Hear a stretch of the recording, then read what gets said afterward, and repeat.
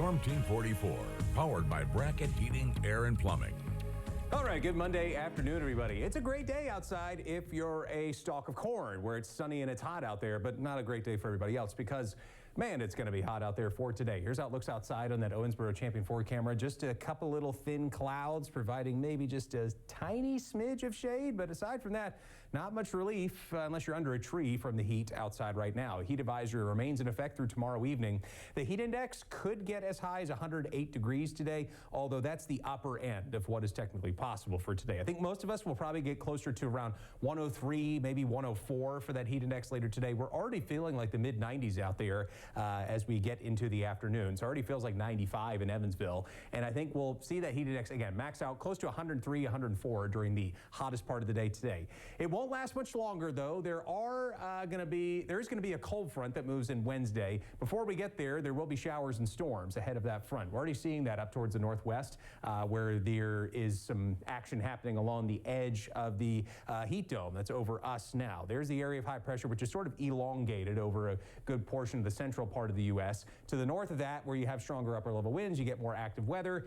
And as the heat dome likely retreats back towards the west over the next couple of days, we'll be getting some showers and storms tomorrow, and then a front that moves in Wednesday. So we just have really 2 more days of intense heat left before we start to get some improvements heading into the weekend. But at least for today, stay hydrated, stay cool, don't overexert yourself in the heat because all of us will see the heat index reach the triple digits at least briefly for the rest of the afternoon, and we keep it a clear sky later on tonight. There's a small chance that if any of the thunderstorms up into the upper Midwest hold together long enough into tomorrow morning that we could be getting some early morning rain across our northern counties. That's not a given though. It is more likely that most of that rain will hold off until we get to the afternoon and the evening. You see here by 2 p.m. right along the Ohio River, some showers and storms start developing into the afternoon.